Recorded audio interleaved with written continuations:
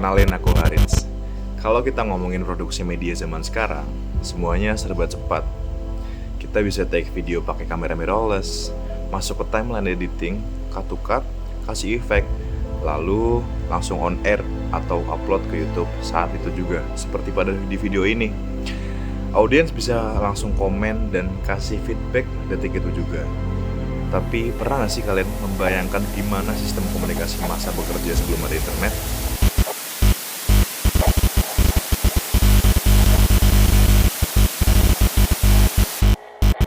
Di video kali ini, untuk memenuhi tugas mata kuliah teknologi komunikasi, kita akan putar waktu mundur.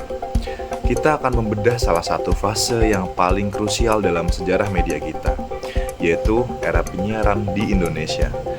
Kita akan bedah tuntas gimana sih kondisi sosial politiknya, teknologinya, sampai gaya komunikasinya. Yuk, kita mulai.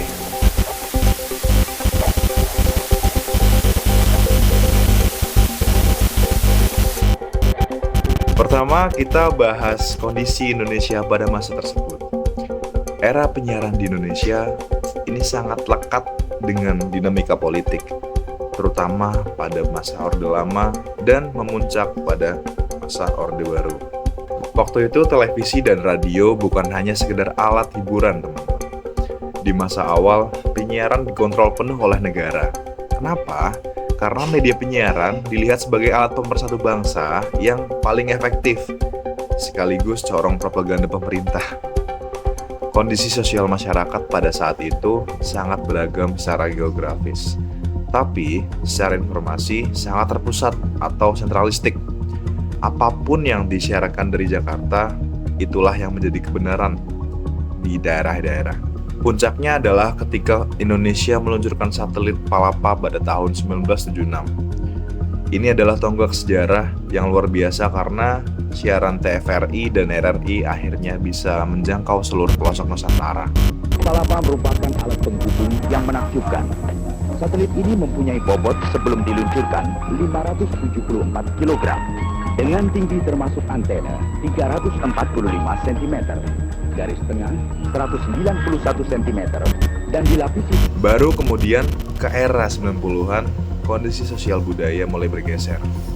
Pemerintah mulai melonggarkan aturan dan berdirilah stasiun televisi swasta. Yang pertama itu ada RCTI, disusul dengan SCTV, dan lain-lain. Di titik ini, masyarakat yang tadinya hanya disuguhi berita pembangunan dan pidato kebenaran, mulai menjadi masyarakat yang lebih konsumtif dan haus akan hiburan komersil.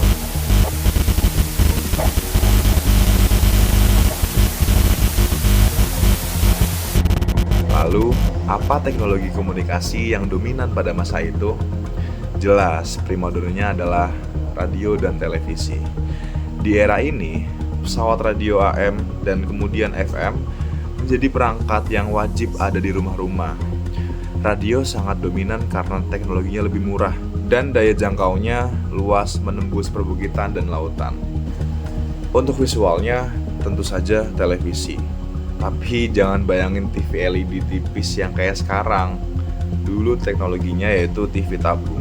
Awalnya hitam putih, lalu berevolusi menjadi televisi berwarna yang menangkap sinyal analog melalui antena VHF dan UHF.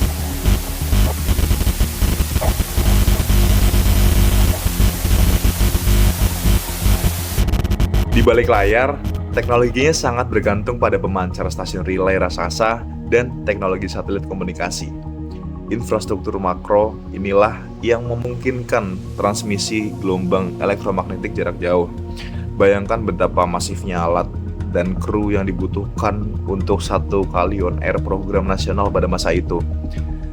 Sangat berbeda pada efisiensi alat broadcasting yang kita operasikan saat ini.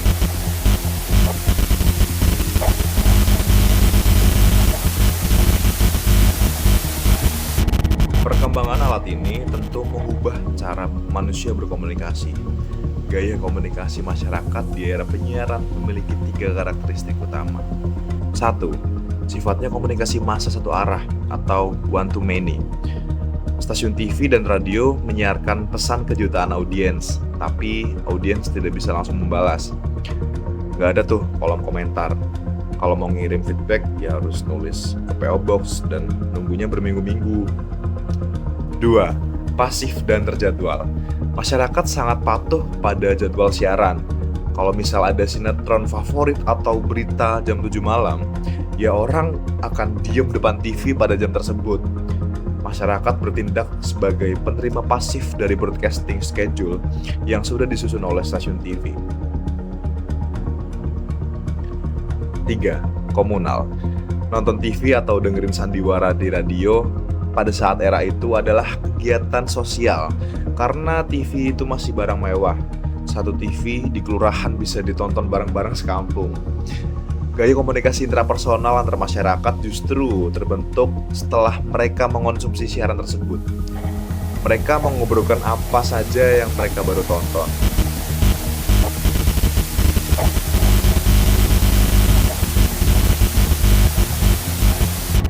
Nah, sebagai mahasiswa komunikasi, kita harus lihat dari sisi kreator atau pembuat pesannya.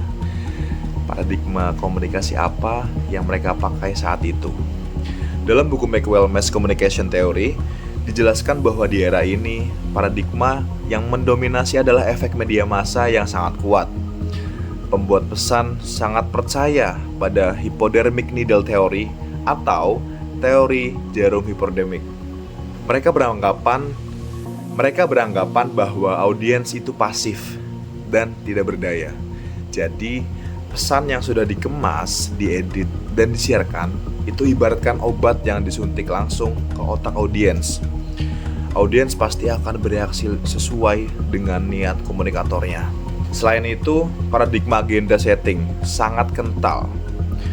Para pembuat program dan pimpinan redaksi percaya bahwa media mungkin tidak bisa memberitahu orang apa yang harus dipikirkan. Tetapi media sangat sukses memberitahu orang apa yang penting untuk dipikirkan. Merekalah yang memegang kendali penuh untuk menyeleksi realitas.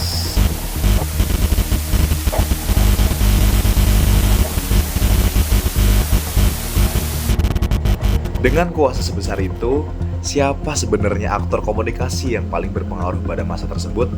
Ada 3 aktor utama. Pertama, dan paling absolut adalah pemerintah.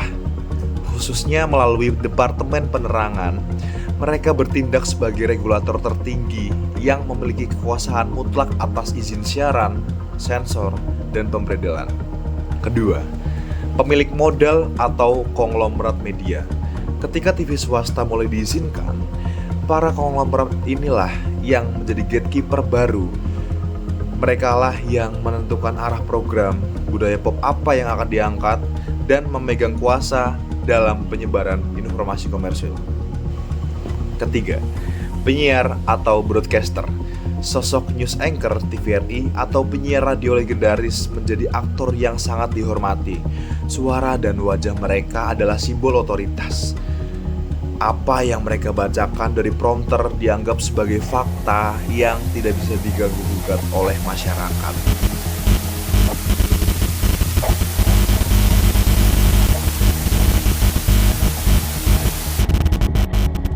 Sebagai kesimpulan, era penyiaran adalah fondasi penting yang membentuk lanskap media kita hari ini. Perubahan dari masa itu ke era internet saat ini mengajarkan kita bahwa teknologi tidak hanya mengganti alat, tapi merombak total struktur kekuasaan informasi. Dulu masyarakat hanya penonton pasif, sekarang kita semua adalah broadcaster bagi diri kita sendiri.